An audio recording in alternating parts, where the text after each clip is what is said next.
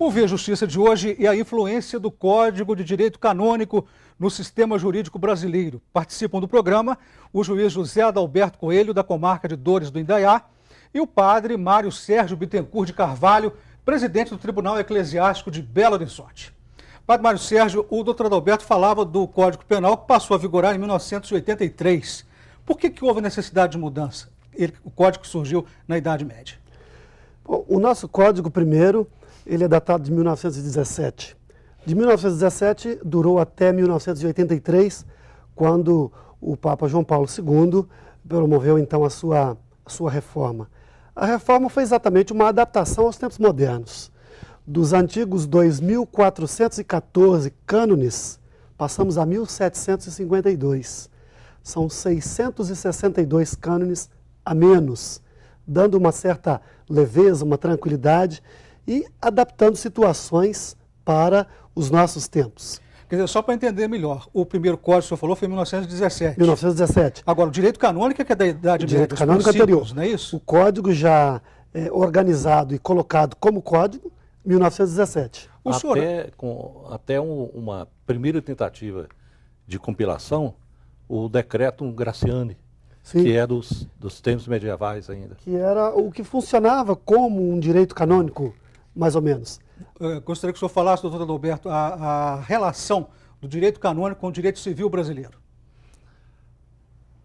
A questão da propriedade é uma delas, né?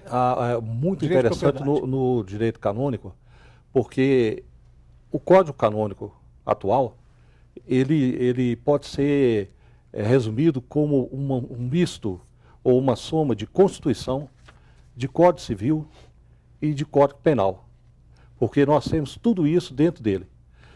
A primeira observação que a gente deve fazer é que o Código Canônico, as suas normas, suas regras, ele tem uma aplicação limitada, ele se aplica às pessoas que têm fé. Então, é um código voltado para o povo de Deus, porque tem no seu segundo livro, tem esse título, Povo de Deus. É um código que não tem coerção, como os nossos códigos. Ele é um código voltado para aquelas pessoas que são católicas e que se submetem à doutrina e à legislação católica. Mas eu digo assim, os princípios do Código Canônico que estão no direito civil. Muitos. O direito à propriedade seria um deles. E coisas mais fortes ainda. O Código Canônico definia já até pelo Código de 1917, é o Código Canônico de 1917, não o Código Civil. Ele já definia, por exemplo, fato jurídico, pessoa jurídica, pessoa física. São todas regras de interpretação de leis, a hermenêutica, os costumes, tudo isso já estava declinado no Código Canônico. E o direito brasileiro, no tempo da colônia, no tempo do Império, era um direito português, espanhol. Aqui se aplicaram as ordenações manuelinas, as ordenações filipinas, e essas ordenações eram baseadas no direito canônico nessa parte geral. Hoje nós chamamos a parte geral do Código Civil. Mas o senhor diria, por exemplo, quando surgiu o Código Civil Brasileiro foi em 1917. Certo. É a mesma data do Código Canônico. Do mesmo Código. Código. O senhor acha, eu pergunto também para o senhor, padre Mário Sérgio, que isso enfraqueceu o direito canônico, o surgimento do Código Civil Brasileiro? Não, pelo contrário, não enfraqueceu. O Código Civil Brasileiro se inspirou muito no direito canônico.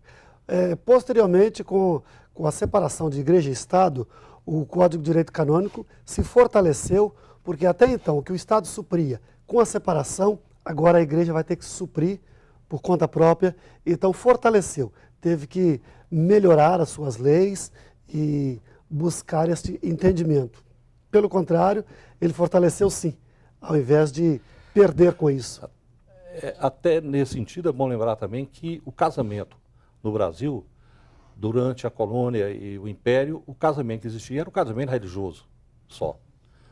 O casamento foi instituído junto com o Código Civil e deixou o casamento religioso de ter aquela predominância que era incômoda para as pessoas que não eram católicas. Mas até hoje ainda persiste a situação de contar o casamento religioso, seja ele católico ou evangélico, ou de qualquer religião, efeitos civis.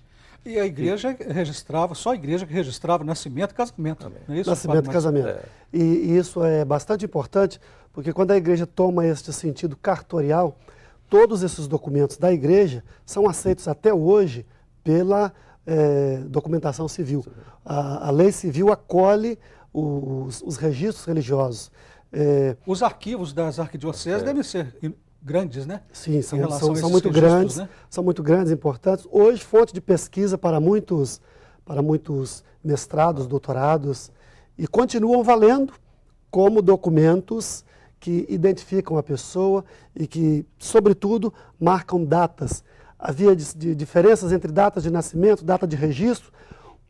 A certidão de batismo comprova.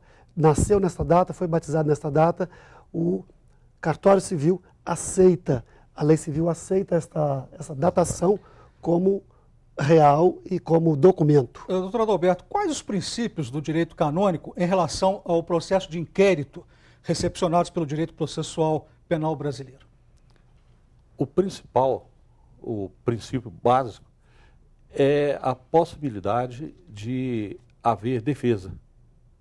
Porque dentro do princípio inquisitorial antigo, o acusado ele não tinha como se defender.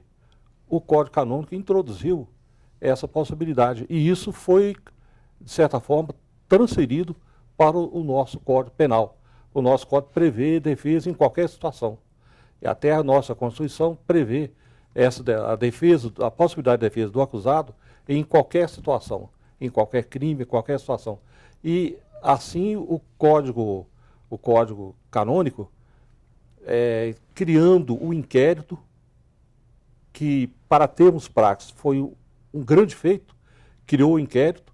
O inquérito é a procura da verdade, e a procura da verdade com possibilidade das duas partes se manifestarem, a parte que está acusando e a parte que está sendo acusada.